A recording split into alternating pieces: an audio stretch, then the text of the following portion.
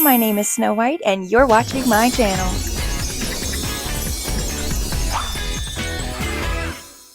Mother says that fairies really do exist, as long as we believe. Imagine you're about 10 or 11 years old, and you see this preview on your new Little Mermaid DVD. To the fairies they draw I believe. You rush to the computer and go to DisneyFairies.com, where you're met with cute characters and a few mini games. You see some of the books at a yard sale and you pick them up. You get invested in the characters and the lore. Your favorite character is suddenly on shelves and you buy the doll and some stationery. Another trailer is released on Disney Channel and starts to finally feel real. You frequent the site and continue reading any of the books you can get your hands on. But gradually you stop seeing updates, until finally another trailer and Pixie previews air on Disney Channel. You get excited again, finally see the movie, and then you're extremely confused. Where was the girl from the trailers? Why are none of the scenes from the trailer in the movie? What happened? Well, to figure that out, we have to start with a completely different book, Ella Enchanted.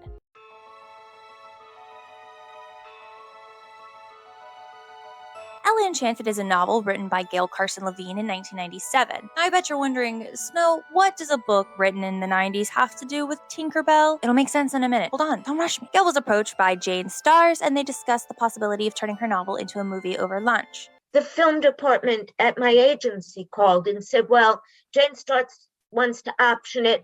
I wanted to have lunch with Jane. I wanted to meet her before I did anything.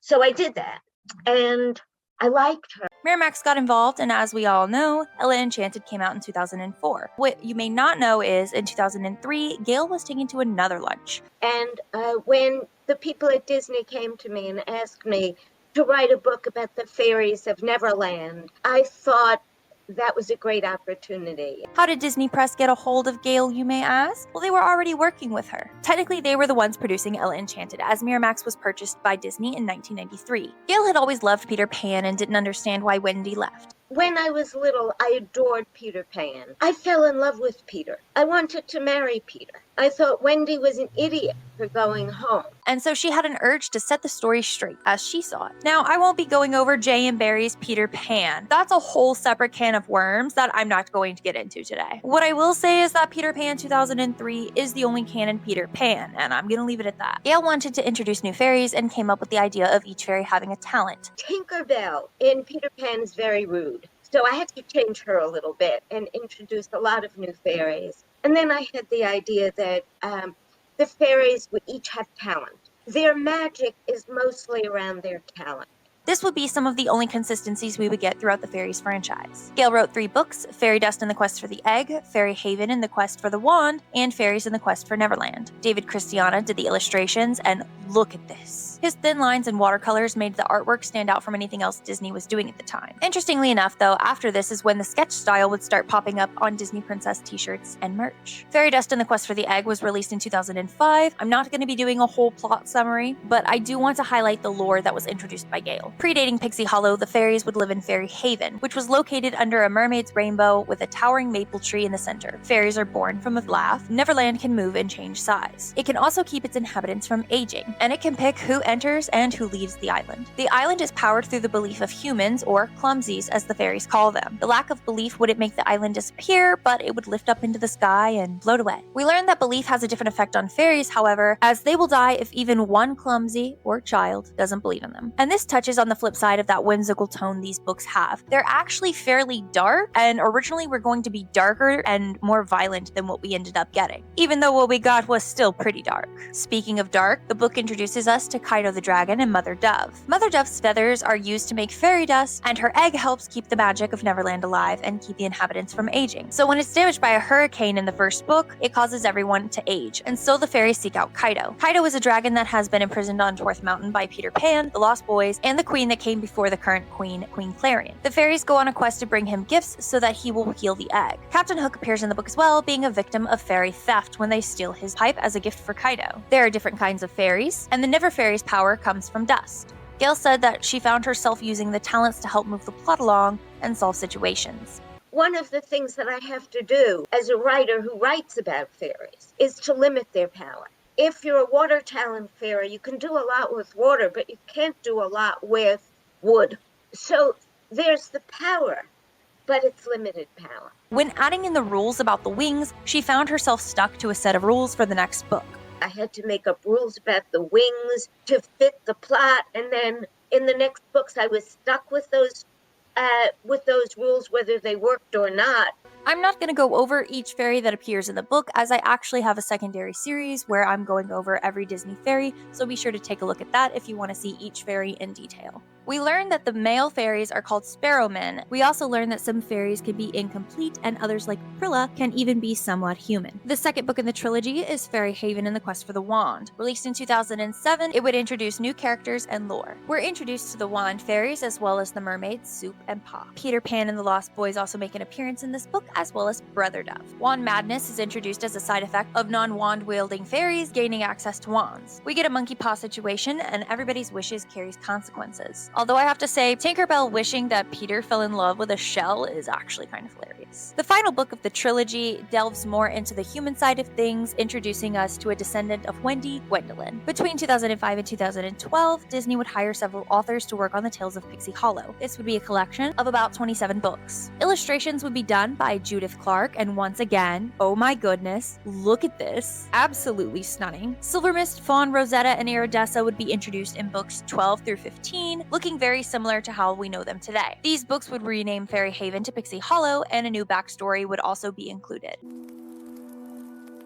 Pixie Hollow was not always the small patch of Neverland's forest that it is now. Once it was a great kingdom, covering forests, canyons, mountains, and lakes. Back then, it was a separate place from Neverland. To get there, you had to fly through a secret portal hidden behind a waterfall. At that time, the fairies made their homes in flowers, mushrooms, tree stumps, and other places all over Pixie Hollow. There was no home tree. In its place stood the pixie dust tree. The charmed dust billowed endlessly from the heart of this enchanted tree, giving the fairies the magic they needed to travel to the world of children and inspire their belief. The fairies lived this way happily for many years. Then came a battle that destroyed the pixie dust tree. Pixie Hollow itself began to disappear, for without dust, there could be no magic, and without magic, there would be no belief in fairies. The fairies feared for their existence, and then they found Mother Dove.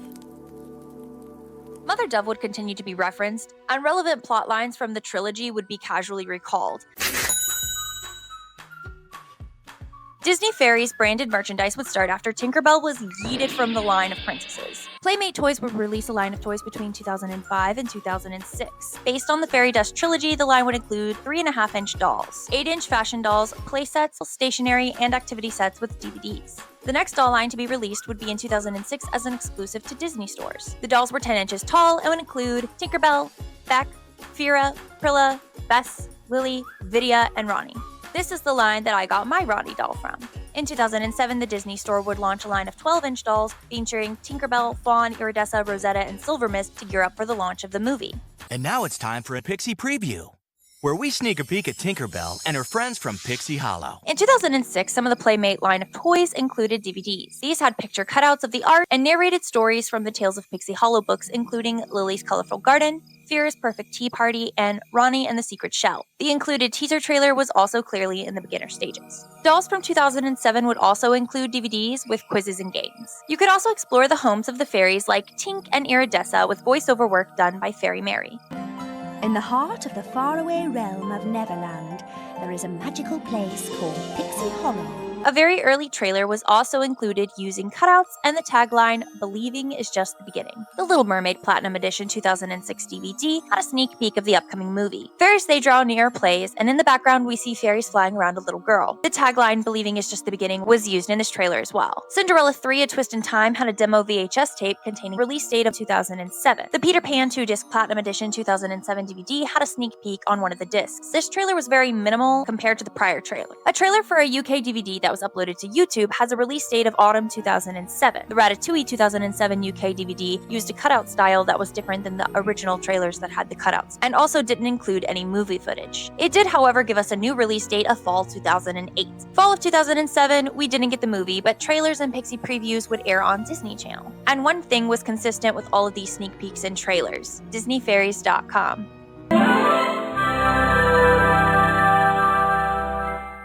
I'm not exactly sure when DisneyFairies.com went live, but we can go as far back as December 23rd, 2005 on the Wayback Machine.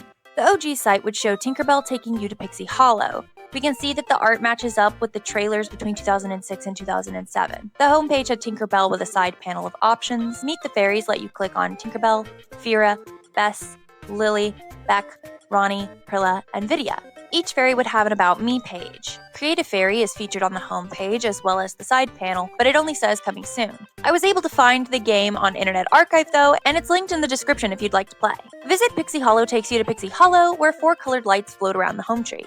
Each light takes you through a mini-game of Where is the Fairy? The pink light has you use ladybugs to push leaves, and when the flowers bloom, Lily appears. The orange light has you click on clouds, and when a rainbow appears, so does Fira. The green light has you click on birds and a puddle, making Beck appear. And finally, the blue light has you click on raindrops that fall onto lily pads to make Ronnie appear. You receive fairy dust tokens for tasks, but the Wayback Machine doesn't show me what that would look like. Clicking Follow the Pixie Dust Trail leads you to Which Fairy Are You Most Like quiz, but the link does not work. Clicking again on the Follow the Pixie Dust Trail brings you to the Pixie Hollow quiz, which also does not work. Back on the side panel, you have books, which allows you to read the first part of the Fairy Dust trilogy, and under the games tab were 2 games, Sundown Countdown, a matching game where you match the fairy to a color corresponding flower, and a crossword puzzle. Neither game works on the Wayback Machine, but I was able to find Sundown Countdown, which is linked below. The Extras tab had wallpapers and screensavers, and there was a newsletter called the Pixie Hollow Herald.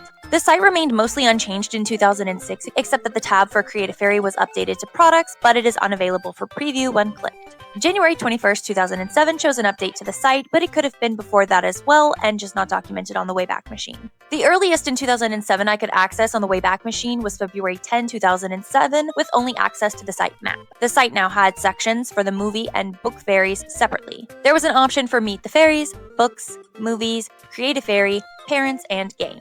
The Games tab had a Pixie Hollow tour, minigames, screensavers, wallpapers, and icons. From screenshots, we can tell Sundown Countdown replaced Fira with Iridessa, and a new game was added called Hopeful's Quest. This was a personality test run by Fairy Mary to see what talent you have. I have that linked as well. Beginning around January 2007, Pixie Hollow would launch a beta for the MMO. You could create your own fairy, give them a name and personality, make a wardrobe, and choose a home that you could decorate. You could add friends and send messages to other fairies and have them even visit your fairy home. In September of 2008, the site updated and Pixie Hollow Online fully launched. You could customize the music that played in your home, your page color, post polls, and play new games. Most of the games are unavailable, and I have as many as I could find linked. There's also 2 sets of fan-made Pixie Hollow sites that try to bring back the glory of Pixie Hollow, and I have both of those linked below as well. All of this leads up to the convoluted history of the movie. Join me next week when we piece together how we ended up with the movie that we got. I've been working on a series called Every Disney Fairy if you would like to follow. Don't forget to like and subscribe for part 2, and as always, stay positive, stay safe, and stay tuned. A big shout out and thank you to Disney Fairies Archive on Tumblr.com for helping behind the scenes and for use of some of the clips. I have their information linked below.